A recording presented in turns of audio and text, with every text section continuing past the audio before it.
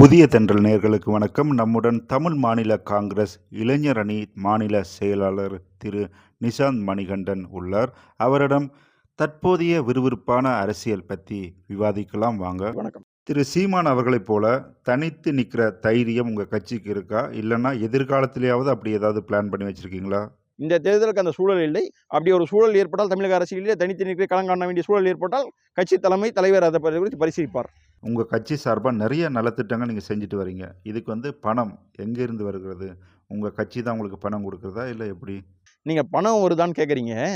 இந்த இயக்கத்தில் எங்கள் தலைவர் வாசன் அவர்கள் முதல் அன்பு கட்டளையை போன உடனே சொல்கிறது, முதலில் தொழிலை பாருங்கள், 2வது குடும்பத்தை பாருங்கள், 3வது இயக்கப்பணிக்கு வாருங்கள் என்கிறார். அதன் அடிப்படையில் எங்களுக்கெல்லாம் நாங்கள் பெரிய அதிகார பதவியில் இருந்தவர்கள் அல்ல, இதுவரை இப்போது அதிகார பதவியில் இருப்பவர்கள் அல்ல, எந்த அரசு அதிகாரி அரசு பதவிகளிலும் நாங்கள் இருந்தவர்கள் அல்ல. ஆனால் நேர்மையான அரசியல் ஒரு நாள் வரும், தலைவர் வாசன் தலைமையில் அது நிறைவேறும் என்ற அடிப்படையிலே இந்த இயக்கத்தில் பயணித்துக் கொண்டிருக்கிறோம். எங்களுக்குன்னு எங்கள் ஐயா வாசன் அவர்கள்கிட்ட அன்பு கடலை போல் எங்களுக்கு தொழில் உண்டு. அதன் அடிப்படையிலே நாங்கள் வருவாய் ஈட்டுகிறோம். எங்களால் முடிந்தது ஒரு பங்கு பொதுமக்களுக்கு முடிந்த உதவிகளை செய்து வருகிறோம். தமிழ்நாட்டில் பார்த்தீங்கன்னா போதை பழக்கம் ரொம்ப அதிகமாச்சு. இப்போ நீங்கள் கூட்டணியில் இருக்க எடப்பாடி அவர்கள் முதலமைச்சராக வந்தால் இதற்கு தீர்வு கிடைக்குமா, இல்லை வழக்கம் போல தானா?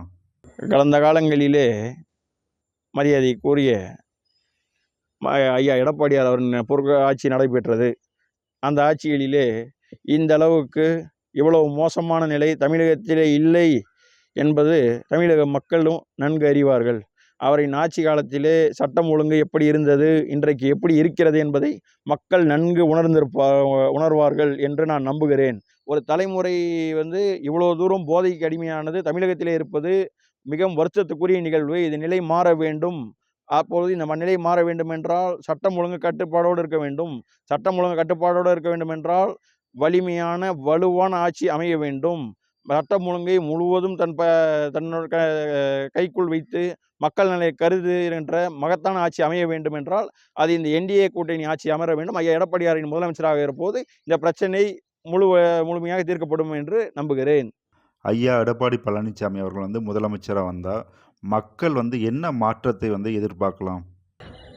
மக்களின் அத்தனை அடிப்படை வசதிகளும் உறுதி செய்யக்கூடிய ஆட்சியாக அது அமையும்.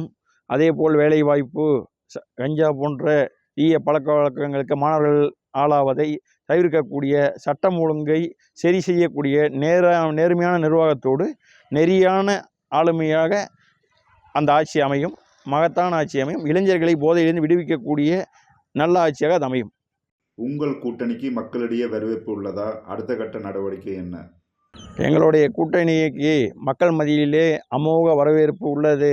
அதற்கு எடுத்துக்காட்டாக தமிழகத்தை காப்போம், மக்களை மீட்போம் என்ற பயணத்தை என்டிஏ கூட்டணி கட்சியின் தலைவர் ஐயா எடப்பாடியார் அவர்கள் தொடங்கியிருக்கிறார். அதிலே மக்கள் கூடுகிற கூட்டமும் அவர்கள் தருகிற ஆதரவுமே அதற்கு சான்றாக அமைகிறது. இன்னும் சில தினங்களிலே மக்கள் தளபதி ஐயா வாசன் அவர்கள் பிரச்சாரத்தை துவங்க இருக்கிறார். பிஜேபியின் மாநில தலைவர் அண்ணன் நயினா நாகேந்திரன் ஒரு பிரச்சாரம் தொடங்க இருக்கிறார். இத்தகைய பிரச்சாரங்கள் தொடங்குகிற போதெல்லாம் மக்களின் ஆதரவை நீங்கள் கண்கூடாக பார்ப்பீர்கள். கடந்த முறை பிரதமர் அவர்கள் வந்தார், உள்துறை அமைச்சர் வந்தார். அதுக்கு கூட்டங்களில் மக்கள் ஆதரவு எப்படி இருந்தது என்பதை நீங்கள் பார்த்தீர்கள். அடுத்தடுத்த கட்ட பிரச்சாரங்களில் மக்கள் ஆதரவு அமோகமாக இருக்கிறது. தொடர்ச்சியாக வெற்றி பெறும் என்ற நம்பிக்கை, இந்த ஆட்சி என்டிஏ ஆட்சி அமைய வேண்டும் என்ற நம்பிக்கையும் மக்களுக்கு அதிகம் உள்ளது, எதிர்பார்ப்பும் உண்டு. நிஷாந்த் அப்படின்ற ஒரு தனி மனிதர் தமிழ் மாநில காங்கிரஸ் கட்சியை தேர்ந்தெடுக்க என்ன காரணம்? நான் இந்த தலைவரை ஏற்றுக்கொண்டது பெருந்தலைவர் காமராஜர், மக்கள் தலைவர் மூப்பனார், மக்கள் தளபதி ஐயா வாசன் அவர்கள். பெருந்தலைவர் காமராஜர் நேர்மை குறித்து நம்ம பேசுவதற்கு ஒன்றுமில்லை. நேர்மைக்கு இலக்கணம் அவர். ஐயா மூப்பனார் அவர்கள் அவரை பின்தொடர்ந்து வந்தவர். மக்கள் தளபதி ஐயா வாசன் அவர்கள் 10 ஆண்டு காலம் மத்திய அமைச்சராக இருந்து ஒரு ஊழல் குற்றச்சாட்டிற்கும் ஆளாகாதவர். அப்பேற்பட்ட ஒருவரை தலைவராக இருக்க வேண்டும். நேர்மை, எளிமை, தூய்மை, வெளிப்படைத்தன்மை, ஊழலற்ற நிர்வாகம், இதையெல்லாம் பதவிக்கு நாங்கள் வந்தால் இப்படிலாம் இருப்போம் என்பதை விட பதவியில் இருந்துவிட்டு நான் இப்படி தான் இருந்தேன் என சொல்லுவதற்கு முன்னுதாரணமாக இருக்கக்கூடிய தலைவராக ஐயா வாசன் இருக்கிறார். ஆகவே அவர் தலைமையை நாங்கள் ஏற்றோம். டிவிகேயை பார்த்து டிஎம்கே எவ்வளோ பயப்படுது அப்படின்னு நமக்கு நல்லாவே தெரியும். இந்த விசில் மேட்டர்லேயே நமக்கு தெரியும். ஐபிஎல்லில் பேன் பண்ணிட்டாங்க. உங்கள் கட்சியும் விஜயை பார்த்து பயப்படுதா எப்படி? இன்று புதியதாக இயக்கம் கண்ட நடிகர் குறித்து நீங்கள் கேட்கிறீர்கள். புதிதாக தமிழகத்திலே இயக்கம் ஆரம்பிப்பதற்கு, அரசியலில் வருவதற்கு ஜனநாயகத்தில் அனைவருக்கும் உரிமை உண்டு. அந்த வகையில் அவர் வந்திருக்கிறார். ஆனால் அவரின் செயல்பாடு, மக்கள் நலன், அவருடைய கொள்கை கோட்பாடுகள், வருகின்ற தேர்தலிலே அவரின் மக்கள் சந்திப்பு, மக்களுடைய குறைகள் குறித்து அவர் பேசுவது, மக்கள் பிரச்சனை குறித்து அவர் பேசுகின்ற விதம், மக்கள் இந்த தேர்தலில் அவர்கள் வாக்களிக்கின்ற விதம், ஏற்றுக்கொள்கிற விதங்களை வைத்துத்தான் அவரின் அரசியல் எந்த அளவுக்கு மக்கள் ஏற்றுக்கொள்கிறார்கள் என்று சொல்ல முடியுமே தவிர, அரசியலுக்கு வந்துவிட்டதாலேயே, ஒரு இயக்கம் ஆரம்பித்து விட்டதாலேயே அது வெற்றியாகவோ, அது மிகப்பெரிய சாதனையாகவோ கூற முடியாது. இந்த 2026 தேர்தலிலே மக்களின் வாக்கு சதவீதத்தின் அடிப்படையிலே தான் அது தீர்மானிக்கப்படும் என்பது தமிழ் மாநில காங்கிரஸ் கட்சியின் கருத்து. நன்றி, வணக்கம்.